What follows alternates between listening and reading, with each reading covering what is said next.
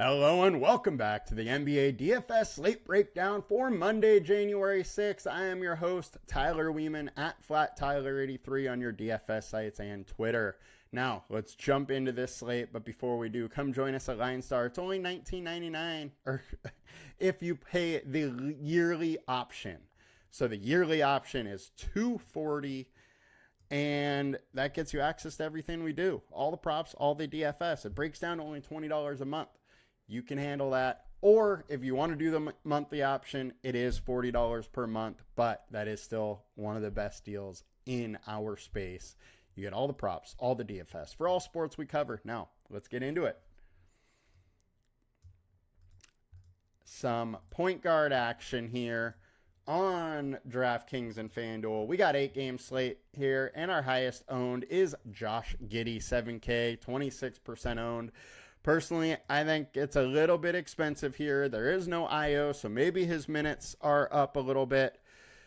He's been very good recently, but there's big-time volatility in this spot. His minutes are all over the place. We have him at 30.5 right now, but on over the last 20 games, he averages 26.5.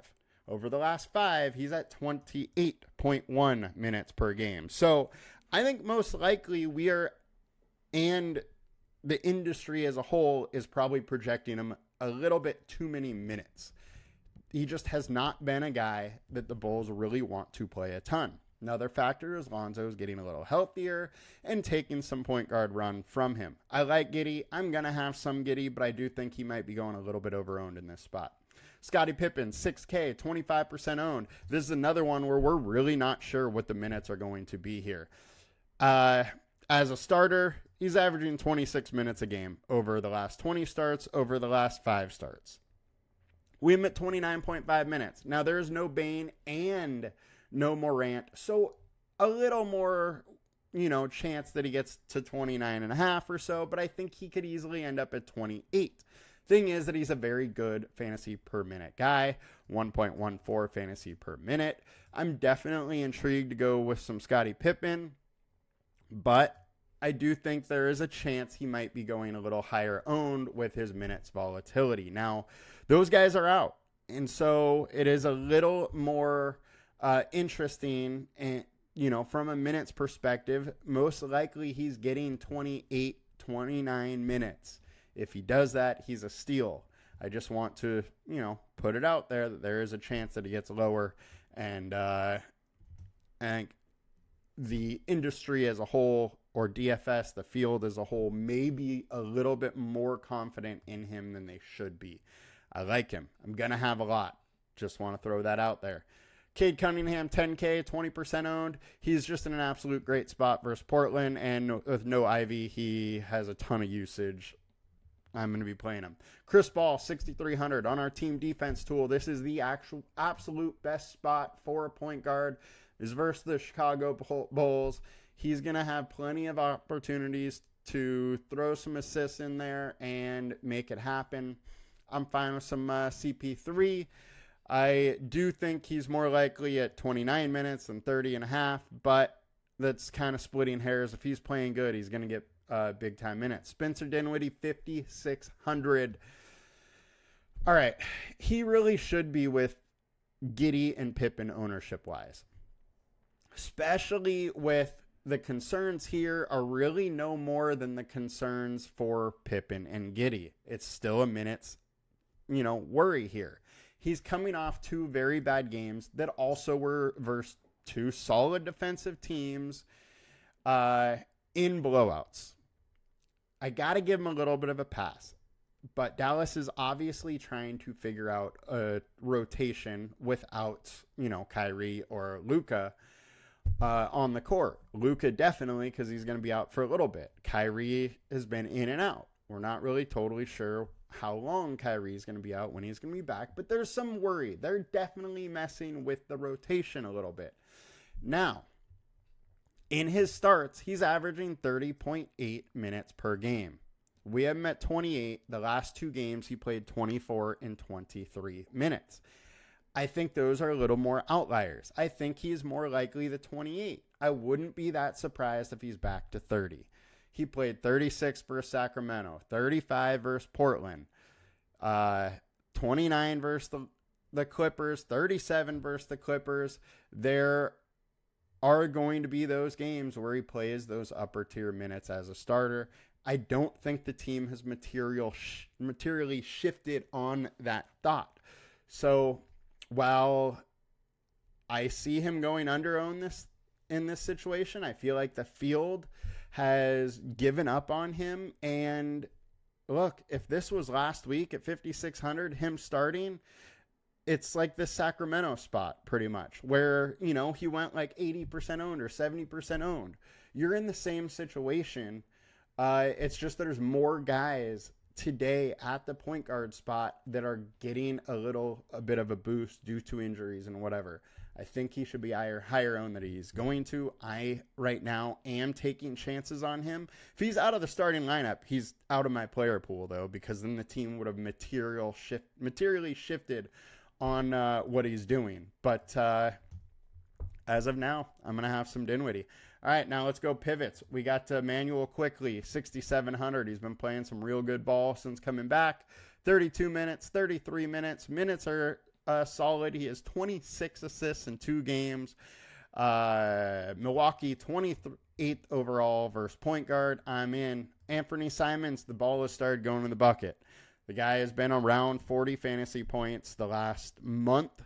And if you look at his game log, 5 threes, 4 threes, 4 threes, 4 threes. 2 games where it was missing, 3, 4, 4, 3. The ball's been going in the bucket right now. And with that, the team stays in it. He plays bigger minutes.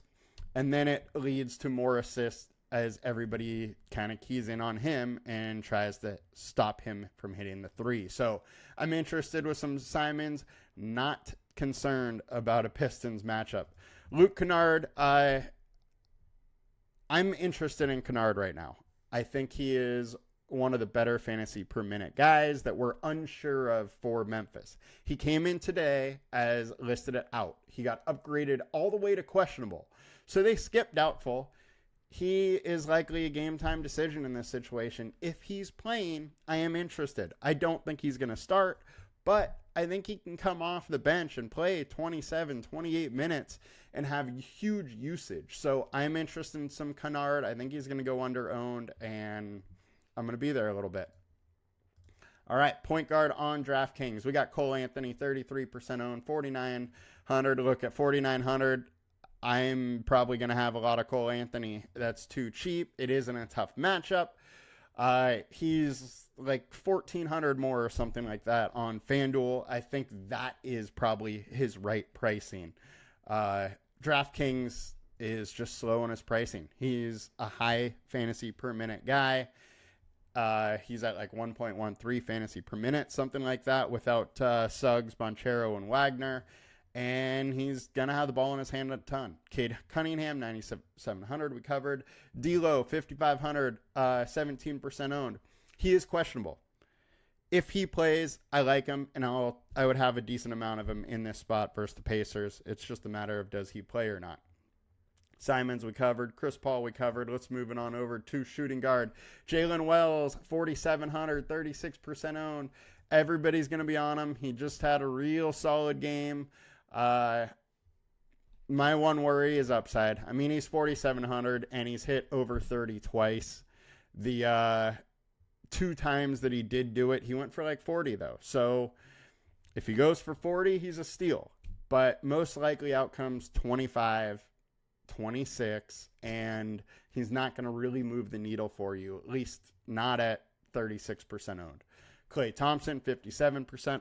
Or 5,700, 32% owned. I personally think he's going a little higher owned here than he should be. But no Doncic, no Kyrie. People think the usage is going to flow to him, but that's just not his game. He's just never going to be a super high usage guy.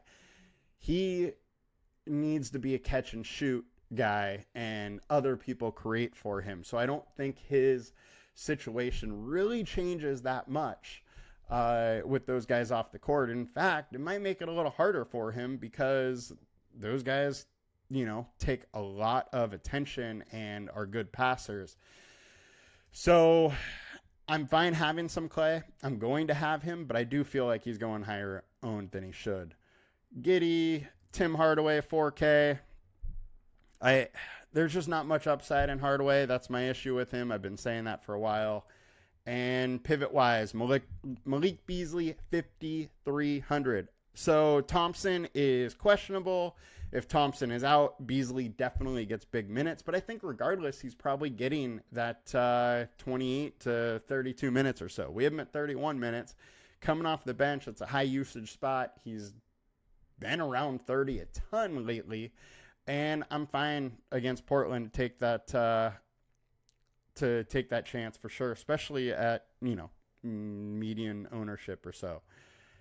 And let's get over to shooting guard on DraftKings. Cole Anthony, Toumani Camara, and Gary Trent. Camara, 4,700 is a bit too cheap. He's been right around 30 really for the last couple weeks, and he keeps doing it. He's getting solid minutes. I'm fine to go back. He's averaging 33.5 minutes over the last 5. So I would be fine with taking a shot there. Gary Trent, 3,300. Chris Middleton's out, so his minutes should tick up a little bit. Probably getting 22, 24. If he gets hot, he can make it happen, but most likely is just he's not going to do quite enough for your lineups, but he's super cheap. Small forward, Jalen Wells, we covered him. Klay Thompson covered him. Denny at 6,700. He is playing big minutes since he joined the starting lineup again. 43 minutes versus Milwaukee. 36 versus the Lakers. 33, 31. I think we have him at 35. I think that's solid. And there's the potential for more on top of that as long as they stay somewhat close, and I think they can. It's the Pistons. They're not going against, some of the better teams in the league. And I think Denny has a solid floor and a real high ceiling for 6,700. He hit 50 versus Utah last week or 2 weeks ago. He can totally do that again in this spot. So I'm fine going some Denny. Tobias Harris, 6K. He gets a nice little uptick with no Ivy. His shots have been there, 16, 13. I would expect him in those teens for shot attempts. He is also going to be playing a few more minutes, 34 and 36, the 2 games without Ivy, 35. So with more minutes, a little bit better fantasy point per minute, and in a decent matchup, I think he's interesting. I don't mind having some. I think 6K is too cheap for a guy that could hit, mid-40s in a decent matchup here. So I'm fine with him. Not going to go overboard because it's still Tobias Harris, but a little interested. Jalen Wilson, 4,400. I do worry about the ceiling, but median projection-wise, I think he's going to make some of my lineups. Don't love it. Don't hate it. He's filler. Malik Beasley we covered, and we will head on over to small forward on DK. Camara, Gary Trent, Denny, covered them all. Paul George, I'm fine taking some swings on, but not, materially going after him or anything like that. Denny, Victor Wembanyama, 12K, 25% owned. Look, he's not versus Jokic this game, finally. But I think it's a good spot versus the Spurs, versus the Bulls, who are allowing 2.4 steals and blocks per game to the center. We all know steals and blocks is where Wemby lives for his DFS upside. Plenty of DFS upside, without that. But if he's not getting those steals and blocks, those 70s and 80s just isn't going to be there. I think that is more of a... gives us more of an idea of what he is going to do for us than anything. It's a decent spot.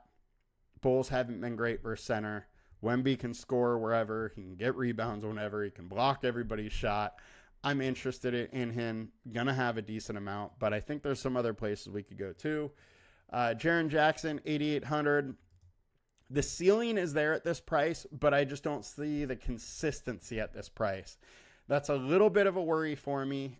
I don't want a ton of him. I'm going to get a little bit, though, because usage will be there without those guys. If Eddie was out, I would like him a little bit more because he'd be at the center spot then. Tobias we covered. Wilson we covered. Jeremy Shohan. Return of the Shohan here. So, look, he only played 26 minutes coming back. He does have a back issue, so that may give a little more credence to them watching his minutes. But if he's going back to, his 30-something minutes a game, 32, 34 minutes a game that he was playing, then I think this is a steal. It's an absolute great spot. They're 28th versus power forward, and he can rack up steals, assists, points. He can kind of do it all, and I think it's a decent little leverage spot against a high-owned Paul and Wemby. So I'm fine with some Shohan here. And power forward on DraftKings, we got Brandon Clark. He's going to get his 22, 24 minutes. Not a huge ceiling there, but at 3,900, he can bring you 25 and 30, and that's good enough. 4,700. Naz Reid is just always going to be in consideration at this price. I mean, the fact that he can go for 40 against anybody just needs to get it rolling a little bit, or a couple things fall his way, is interesting enough for me to take some swings. Tobias we covered. We're going to center. Center on FanDuel, we got Wemby, we got Jaren Jackson, and we got Plumlee. Plumlee is going to be starting. I worry about his minutes with a healthy Nurkic there. Very good chance that the two of them just split, and Nurkic has more ownership or more usage when he's on the court than he generally does. I'm probably not really playing Plumlee, but just got to throw it out there. If he does get that 26, 27 minutes, 4,100 is a nice price for him. I just doubt that he gets that high. Pivot time. Nikola Vucevic. Other side of Wemby. We've seen centers do very well versus Wemby. Vooch has been extremely consistent right around 40, but we do know there is that 50-point ceiling, and he actually did it versus San Antonio just a few weeks ago. December 5th, 39 points, 8 boards, 5 assists. I'm not calling for that again, but he's done it, versus them multiple times in his career. I'm interested in some Vooch. Jakob Poeltl, 7,600. He has been playing solid minutes since he's been back. 30, 34, 34. He works well with Quickly. If you go back to last season with Quickly on the court, he's at a 1.24 fantasy point per minute. And this spot versus centers isn't bad. It's actually a decent one for fantasy point per minute, according to our team defense tool. I'm going to have some Poeltl. I think there's solid ceiling there for his price. And center on DraftKings. Wemby, Brandon Clark, Naz Reid. We covered them all. That'll do it for us today, guys. Good luck. Let's win some money. And I will see you guys later. Peace.